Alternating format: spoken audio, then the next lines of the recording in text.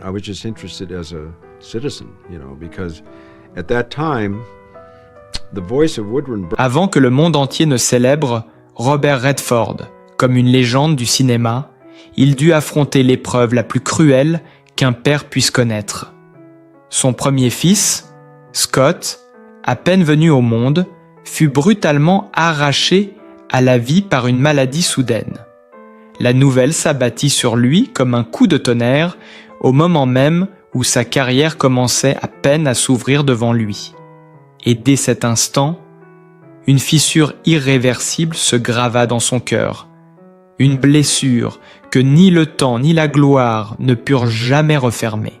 L'image d'un jeune Redford, éclatant de beauté, au sourire lumineux qui séduisait des millions de spectateurs, dissimulait en réalité une douleur indicible. Derrière les projecteurs, dans la solitude des nuits, sans sommeil, il se laissait ronger par l'absence de cet enfant qu'il n'aurait plus jamais dans ses bras. Ce n'était pas seulement une perte, mais un gouffre béant qui allait hanter son existence tout entière. Peut-être est-ce, dès ce moment-là, que chaque rôle qu'il interpréta, chaque regard mélancolique que le public croyait voir dans ses yeux, portait en vérité l'ombre de ce chagrin intime. Devant la caméra, il était l'icône hollywoodienne, le séducteur inoubliable. Mais une fois les rideaux tombés, il redevenait un père meurtri, silencieux, prisonnier d'un deuil impossible. L'histoire de Robert Redford ne s'ouvrit pas sous le signe de la lumière, mais sous celui des ténèbres. Des ténèbres dont il ne se libéra jamais vraiment, même après avoir goûté à la gloire et à l'admiration universelle. Et pourtant, ce fut de cette obscurité qu'émergea l'éclat unique de son regard, une lueur envoûtante que le monde entier admira, sans deviner qu'elle était née des larmes et du désespoir.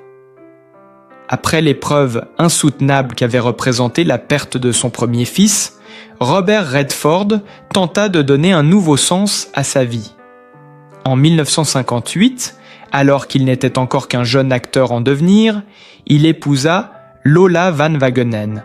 Elle était belle, cultivée, animée par des convictions profondes et un engagement social qui résonnait avec la soif de sens de Redford. Leur union semblait alors ouvrir une porte vers la reconstruction. Dans ses bras, il trouva d'abord une consolation, une forme de paix fragile qui lui donnait l'illusion d'un équilibre retrouvé. De cette union naquirent 3 autres enfants. La maison familiale se remplit de rires, de jeux et de cris d'enfants, comme pour masquer le silence glaçant laissé par Scott, le fils disparu. Aux yeux du monde, Redford paraissait avoir surmonté l'épreuve. Sur les photos de famille publiées dans la presse, on voyait un père aimant, entouré de ses enfants, et une épouse souriante à ses côtés, mais l'image était trompeuse. Car derrière le vernis du bonheur familial, une ombre persistait, tapie dans chaque recoin de son existence.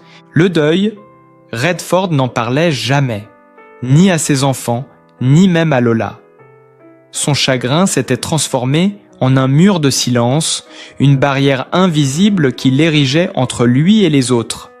Ses proches racontaient qu'il pouvait passer des heures assis dans le jardin, une cigarette à la main, le regard perdu dans le vide. Son corps était là, mais son esprit semblait ailleurs, figé dans un passé qu'il refusait ou ne pouvait abandonner. L'absence de Scott devenait une présence fantomatique, un compagnon de solitude que rien ni personne ne parvenait à chasser. Lola tenta de le comprendre. Elle fut patiente, tendre, attentive. Elle supporta ses silences, ses absences, ses brusques changements d'humeur. Mais peu à peu, la distance s'installa. L'homme charismatique, qui faisait battre le cœur de millions de spectatrices, devenait pour elle un étranger dans leur propre maison. Plus sa carrière brillait à Hollywood, plus il se refermait dans son monde intérieur. Les tapis rouges, les tournages, les interviews l'entouraient de projecteurs, Mais chaque triomphe public accentuait la solitude intime. Ce contraste était insoutenable. Le monde entier voyait en lui une star conquérante, un séducteur, une icône. Mais Lola, elle, voyait l'homme derrière le masque, fragile, marqué, enfermé dans une prison de souvenirs. Elle comprenait qu'aucune reconnaissance, aucune gloire ne pourrait jamais combler ce vide. Après 27 ans de mariage, l'inévitable survint, la séparation. Elle fut discrète, presque silencieuse, à l'image de leur douleur. Aucun scandale, aucun éclat. Juste la fin d'une longue tentative de réparer l'irréparable. Redford ne fit pas de déclaration publique. Il garda, comme toujours, ses émotions enfouies. Mais ceux qui l'entouraient savaient que ce divorce n'était pas seulement la fin d'un amour, c'était l'échec d'un homme à se libérer du fardeau de son passé. C'est dans cette épreuve que naquit l'aura mystérieuse qui allait coller à sa peau toute sa vie, car ce que le public percevait dans son regard bleu, profond et mélancolique n'était pas seulement du charisme. C'était la trace d'une douleur trop lourde pour être exprimée. Ce voile de tristesse donnait à ces personnages une intensité unique. Chaque sourire semblait contenir une ombre. Chaque silence résonnait d'un non-dit. Hollywood y voyait une énigme fascinante. Mais en vérité, il ne s'agissait que d'un homme blessé qui avait choisi le silence comme seule arme pour survivre. Derrière les murs de son foyer, Robert Redford n'était pas l'icône immaculée que le monde adulait. Il était un père endeuillé, un mari épuisé par l'effort de paraître solide, un homme hanté par l'absence. Cette contradiction entre l'image publique et la réalité intime allait devenir l'essence même de sa légende. Car plus il souffrait, plus il brillait à l'écran, et c'est cette dualité, la douleur muette d'un homme et l'éclat éclatant de l'artiste, qui fit de lui une figure à la fois lointaine et infiniment proche de chacun de nous. Au moment où sa vie personnelle vacillait entre douleur et silence, la carrière de Robert Redford, elle, s'élevait vers des sommets que peu d'acteurs atteignent. Les années 60 et 70 furent celles de sa consécration. Son visage lumineux, ses cheveux blonds, son regard bleu pénétrant firent de lui l'un des symboles de l'âge d'or hollywoodien. À l'écran, il incarnait le héros charismatique, l'amant idéal, l'homme que tout le monde rêvait d'aimer ou de devenir. En 1969, le monde le découvrit véritablement avec Butch Cassidy and the Sundance Kid. À côté de Paul Newman, il forma un duo qui devint mythique. Leur complicité, leur énergie, leur élégance firent de vibrer les spectateurs du monde entier. C'était plus qu'un western. C'était la naissance d'un mythe. Le rôle du bandit séduisant et insolent, baptisé Sundance Kid, allait coller à sa peau au point que des années plus tard, Redford choisit ce nom pour son festival de cinéma indépendant. Déjà, le public pressentait qu'il n'était pas seulement une star, mais qu'il allait marquer l'histoire du cinéma. Puis vinrent les années de gloire. The Way We Were, 1973, aux côtés de Barbra Streisand, révéla la facette romantique de Redford. Sa beauté solaire contrastait avec un regard toujours voilé de mélancolie. Derrière le sourire radieux, le spectateur percevait quelque chose de plus profond, de plus fragile. Ce n'était pas un simple séducteur, c'était un homme hanté, et c'est précisément ce mélange qui captivait. En 1976, All the President's Men confirma sa place au panthéon du cinéma. Dans le rôle du journaliste Bob Woodward, Redford incarna la rigueur, l'engagement, la quête de vérité. Le film devint un manifeste de journalisme libre, et Redford, un symbole d'intégrité. Il ne jouait pas seulement un personnage, il semblait livrer une partie de lui-même, de ses propres combats intérieurs, de son refus du mensonge. Hollywood avait trouvé en lui l'acteur parfait, beau, talentueux, populaire. Mais ce que beaucoup ignoraient, c'est que chaque rôle était pour Redford une manière de transfigurer sa douleur. Ce qu'il ne pouvait exprimer dans sa vie privée, il le glissait dans ses personnages. Les silences lourds de sens, les regards perdus, les sourires brisés. Tout cela portait la marque de ses blessures intimes. Sa filmographie devint ainsi le reflet de son âme fissurée. Sa carrière ne se limita pas à l'interprétation. En 1980, il passa derrière la caméra et réalisa Ordinary People. Le film, qui raconte l'histoire d'une famille dévastée par la mort d'un enfant, fut perçu comme une mise en abîme bouleversante de sa propre vie. Le public et la critique furent saisis par la sincérité et la douleur qui traversaient l'œuvre. Pour ce premier film en tant que réalisateur, Redford reçut l'Oscar du meilleur film et du meilleur réalisateur. Mais au-delà des récompenses, c'est l'aveu implicite de ses blessures qui toucha le plus. Ordinary People n'était pas seulement un film, c'était une confession voilée, un cri étouffé adressé au monde entier. Dans chacun de ses succès, il y avait donc un double visage, celui de l'icône hollywoodienne adulée et celui d'un homme en lutte avec ses fantômes. Les spectateurs, sans le savoir, se reconnaissaient dans cette dualité. Ils aimaient en lui non seulement l'acteur splendide, mais aussi la vulnérabilité qu'il devinait derrière le masque. Ainsi, plus sa carrière brillait, plus son mythe grandissait.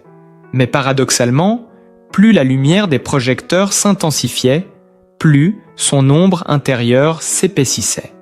Car pour Redford, le cinéma n'était pas une simple carrière, mais une échappatoire, une thérapie silencieuse. Jouer, réaliser, produire, autant de manières de donner un sens à ce que la vie lui avait brutalement arraché. C'est dans cette tension permanente, entre gloire publique et douleur privée, que naquit la légende Robert Redford. Un homme que le monde voyait comme invincible, mais qui, dans le secret de son âme, portait le poids d'une tragédie. Et c'est précisément cette contradiction qui fit de lui non pas seulement une star, mais un artiste universel dont chaque film encore aujourd'hui comme une confession voilée de sa propre humanité. Si la vie privée de Robert Redford était marquée par des fractures intimes, il sut pourtant, avec une force presque surhumaine, transformer ses blessures en un élan créatif et altruiste. Là où d'autres auraient sombré dans l'amertume ou le silence définitif, lui choisit de sublimer ses épreuves en un héritage. Sa carrière ne fut pas seulement une succession de triomphes hollywoodiens, elle devint une quête, donner un sens à la douleur et offrir aux autres ce qu'il aurait voulu qu'on lui offre dans ses heures les plus sombres. La première manifestation éclatante de cette volonté fut la réalisation d'Ordinary People en 1980. Ce film, qui raconte l'histoire d'une famille dévastée par la mort d'un enfant, résonnait comme un miroir brisé de sa propre vie. Derrière la caméra, Redford ne cherchait pas seulement à diriger des acteurs, il exorcisait ses fantômes. Chaque scène, chaque silence portait la marque de sa blessure intime. Lorsque le film reçut l'Oscar du meilleur film et celui du meilleur réalisateur, ce fut une reconnaissance officielle de son talent, certes, mais aussi une confirmation que son art avait touché le cœur du public, précisément parce qu'il était habité par une vérité personnelle. Mais Redford ne voulait pas se limiter à sa propre voix. Dès les années 70, il comprit que le cinéma avait besoin d'espaces de liberté, loin des diktats commerciaux d'Hollywood. C'est ainsi qu'il créa le Sundance Institute, puis le Sundance Film Festival. Ce geste fut à la fois un acte de rébellion et un acte d'amour. Rébellion contre une industrie obsédée par le profit, amour pour ces jeunes cinéastes qui, comme lui autrefois, avaient besoin d'une main tendue. Sundance devint rapidement le sanctuaire du cinéma indépendant. Quentin Tarantino y présenta Reservoir Dogs, Steven Soderbergh y lança Sex, Lies and Videotape. Damien Chazelle y fit découvrir Whiplash. Tous ces films, qui marquèrent ensuite le cinéma mondial, n'auraient peut-être jamais vu le jour sans la vision et l'obstination de Redford. Il avait pris un risque insensé, hypothéquer ses biens personnels pour maintenir le festival à ses débuts. Mais il croyait en une idée simple et révolutionnaire. Le cinéma doit être un espace où les voix minoritaires, fragiles, dérangeantes, peuvent se faire entendre. Ce n'était pas qu'un projet culturel, c'était un prolongement de son propre parcours. Lui qui avait perdu un enfant, lui qui avait connu la douleur du silence, voulait donner une tribune à ceux que l'on n'écoutait pas. Là où la vie lui avait arraché une partie de lui-même, il offrait aux autres la possibilité d'exister, de raconter leurs histoires, de transformer leurs blessures en œuvres. Parallèlement, son engagement social et politique s'affirma. Redford ne fut jamais un acteur enfermé dans son confort. Sa notoriété, il l'utilisa comme une arme. Pendant plus de 50 ans, il mena un combat inlassable pour la protection de l'environnement. Des montagnes de l'Utah aux forêts menacées, des océans pollués aux terres sacrées des peuples amérindiens, il porta sa voix partout où la nature était en danger. En 2009, il prit position contre le projet de pipeline Keystone XL, dénonçant sans peur les puissants lobbies pétroliers. Pour lui, défendre la planète, c'était aussi défendre l'avenir de ses enfants et petits-enfants, un devoir moral né de ses propres blessures familiales. Son militantisme était profondément lié à sa conception de l'art. Pour Redford, cinéma et responsabilité civique étaient indissociables. Il répétait souvent « Un artiste ne doit pas seulement divertir, il doit éclairer, questionner, déranger. » Ces mots, il ne se contenta pas de les prononcer, il les incarna. À travers Sundance, il donna une voix aux marginaux. À travers ses engagements, il devint l'un des rares acteurs hollywoodiens à transformer son charisme en une force politique réelle. Ainsi, la douleur intime de Robert Redford, au lieu de l'éteindre, alimenta un feu qui illumina bien au-delà de lui-même. Chaque deuil, chaque fracture, chaque silence qu'il avait dû supporter se mua en un acte de transmission. Sa légende ne se résume pas à ses films, mais à cette capacité presque miraculeuse de convertir ses cicatrices en lumière pour les autres. Et c'est dans cette tension, entre un homme blessé et un mentor visionnaire, que se trouve l'essence même de son héritage. Redford fut une star, certes, mais plus encore, il fut un passeur. Et c'est en cela qu'il demeure inoubliable. Comme si la vie n'avait pas déjà assez éprouvé Robert Redford, le destin frappa une nouvelle fois, implacable, en 2020. À l'âge de 58 ans, son fils James Redford s'éteignit, emporté par un cancer du foie contre lequel il luttait depuis des années. Pour Redford, ce fut une blessure aussi profonde que celle qui l'avait marqué à ses débuts, lorsque Scott, son premier enfant, avait été arraché à la vie. La douleur d'un père de voir partir son fils, non pas une, mais 2 fois dans une même existence, est une tragédie que peu d'hommes pourraient supporter. James n'était pas seulement son fils. Il était devenu, au fil des ans, un compagnon de route, un alter ego artistique, réalisateur, producteur, activiste engagé dans la défense de l'environnement. Il incarnait une forme de continuité de l'œuvre paternelle. Là où Redford avait ouvert des chemins, James les prolongeait avec sa propre voix, sa propre sensibilité. Ensemble, ils partageaient des convictions communes. L'importance de l'art, de la vérité et de la responsabilité face à la nature. Sa disparition fut donc doublement cruelle. Elle priva Redford non seulement d'un enfant, mais aussi d'un héritier spirituel. Les proches racontèrent que ce deuil brisa définitivement ce qu'il restait de son élan public. Jusque-là, malgré son âge avancé, Redford avait encore fait des apparitions, soutenant Sundance, s'impliquant dans des combats écologiques, tenant parfois des discours. Mais après 2020, il choisit le silence. Il se retira presque totalement dans son refuge des montagnes de l'Utah.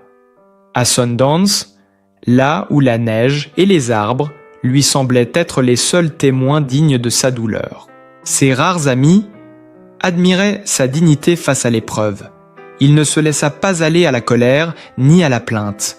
Mais ses yeux, eux, ne purent cacher la tristesse abyssale qui l'habitait.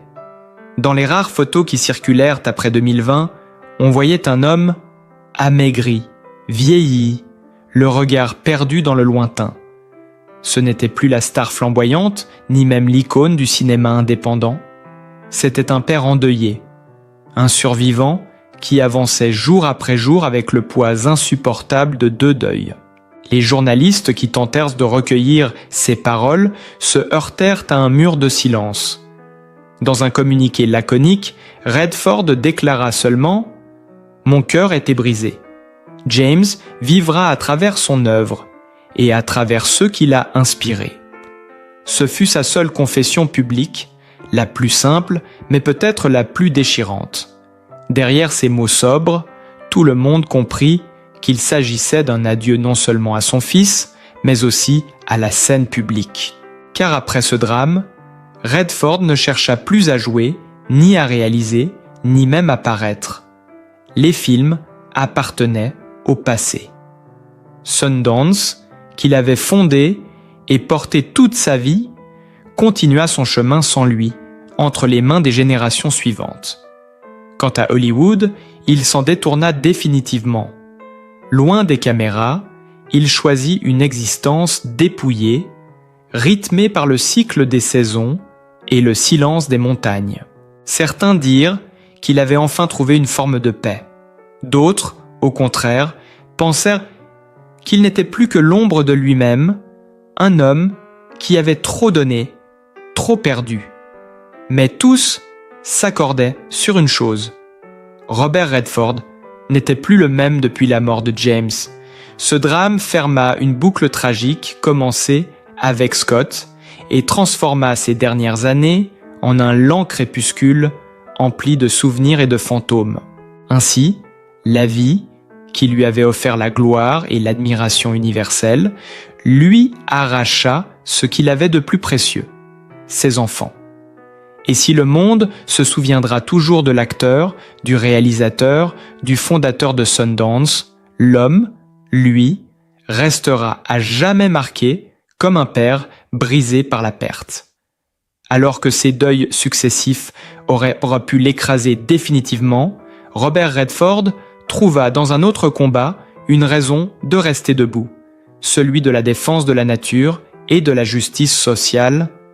Là où ses blessures intimes l'avaient réduit au silence, son engagement pour l'environnement lui permit de retrouver une voix puissante, respectée, parfois redoutée, qui fit de lui bien plus qu'un acteur, un militant, un témoin, un lanceur d'alerte. Dès les années 1970, alors que sa carrière connaissait ses premiers sommets, Redford s'investit dans des causes qui dépassaient le monde du cinéma. Il comprit très tôt que la gloire pouvait être un outil, une caisse de résonance au service d'un message. Tandis qu'Hollywood le consacrait en idole romantique, lui préférait arpenter les montagnes, les forêts et les rivières, cherchant dans la nature un refuge face à ses démons. C'est là qu'il trouva l'énergie pour mener un nouveau combat, celui de la protection de la planète. Il est imbécile. Son nom devint rapidement associé à des initiatives écologistes majeures.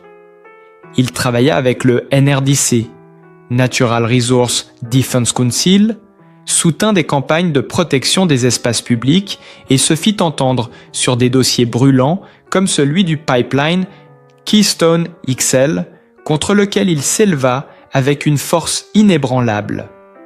Ses tribunes dans le New York Times ou le Washington Post n'étaient pas de simples coups de communication de stars. Elles étaient rédigées avec la gravité et la passion d'un homme qui savait que la survie de l'humanité passait par le respect de la nature. Pour Redford, ce combat n'était pas abstrait. La nature représentait un lien intime avec sa propre histoire. Dans les montagnes de l'Utah, où il avait choisi de s'installer et de créer le Sundance Institute, il retrouvait une paix fragile, une respiration que la vie lui refusait ailleurs. Les arbres, la neige, les vastes horizons, tout cela lui rappelait qu'il existait encore une beauté inviolée, un ordre plus grand que les blessures humaines. Protéger cette beauté devint sa mission. Dans ses discours, il associait toujours l'art et la responsabilité. Un artiste ne doit pas seulement créer, disait-il. Il doit aussi répondre à son époque, défendre ce qui mérite de l'être. Cette conviction traversait toutes ses actions. Le cinéma, pour lui, ne pouvait se limiter à divertir. Il devait éveiller les consciences. C'est pourquoi, à Sundance, il encouragea des films traitant de sujets difficiles, l'injustice sociale, les minorités, les déracinés, la crise écologique. En donnant une scène à ces voix marginales, il offrait au cinéma la mission qu'il avait toujours rêvé pour lui, celle d'un miroir de vérité. Ce rôle d'activiste donna à Redford une dimension nouvelle. À mesure que sa vie privée sombrait dans la douleur, sa vie publique s'élevait dans la dignité. Les plus jeunes le découvrirent moins comme un acteur que comme un défenseur de la planète. Des générations entières qui n'avaient jamais vu Butch Cassidy ou The Sting connaissaient son nom grâce à ses interventions pour le climat. C'était là une autre forme d'immortalité, celle du combat juste, transmise au-delà des écrans, et pourtant, derrière cette énergie militante, le poids de ses drames personnels n'était jamais loin. Ses proches racontaient que parfois, après un discours enflammé, il s'isolait dans sa cabane de bois, épuisé, presque vidé. La voix publique avait masqué l'homme privé, mais elle ne l'avait pas guéri. Redford n'était pas un militant invincible, il était un survivant qui puisait dans ses douleurs la force d'en faire des batailles universelles. Ainsi, sa vie prit une dimension paradoxale. Plus il perdait dans l'intimité, plus il donnait au monde. Comme si chaque fils arraché, chaque amour brisé, chaque silence douloureux se transformait en une force nouvelle pour défendre ce qui lui restait. La nature, l'art et la possibilité de vérité. Robert Redford s'est éteint comme il avait vécu ces dernières années. En silence, loin des projecteurs, dans son refuge des montagnes de l'Utah. À 89 ans, il a quitté ce monde au cœur de la nuit, paisiblement endormi, entouré de ceux qui l'aimaient encore, et enveloppé par le souffle des forêts et le froid éternel des sommets enneigés. Sa mort fut annoncée comme douce, presque apaisée. Mais pour ceux qui le connaissaient, elle portait le poids de toutes les douleurs accumulées, de toutes les pertes qui avaient marqué son existence. Les hommages affluèrent du monde cette sphère du monde entier. Hollywood perdit l'une de ses dernières icônes de l'âge d'or. Les festivals rappelèrent Don Ratir son rôle de fondateur visionnaire. Les militants écologistes saluèrent une voix qui pendant un demi-siècle avait défendu la terre avec passion. Mais au-delà des titres et des honneurs, ce que chacun ressentit fut avant tout un vide. Comme si la disparition de Redford rappelait brutalement que même les légendes sont mortelles, que même les héros portent des cicatrices invisibles. Car son histoire ne fut pas seulement celle d'un acteur magnifique ou d'un réalisateur couronné d'Oscars. Elle fut celle d'un homme marqué par les deuils, qui tenta de transformer ses blessures en lumière. Un père brisé qui trouva dans l'art un exutoire et dans la nature un refuge, un artiste qui choisit de donner aux autres, aux jeunes cinéastes, aux voix marginales, aux oubliés, ce que la vie lui avait refusé. Dans ces derniers jours, ses proches racontent qu'il avait un rituel, se lever à 3 heures du matin, s'asseoir devant la grande baie vitrée de sa maison et contempler les montagnes. Là, il murmurait parfois des phrases Wuni à voix basse, comme s'il parlait à ses enfants disparus. « J'ai marché assez loin, disait-il, dans un souffle que seuls les murs de bois et le vent pouvaient entendre. » Ce fut peut-être sa manière d'annoncer son départ, de dire qu'il avait accompli sa route, malgré les blessures, malgré les pertes. Et son héritage ne se mesure pas seulement en films, ni en trophées, il se mesure en regards bouleversés, en consciences éveillées, en générations inspirées. Redford laisse derrière lui une œuvre qui transcende le cinéma, une trace indélébile de ce que signifie être humain, fragile, blessé, mais capable de transformer sa douleur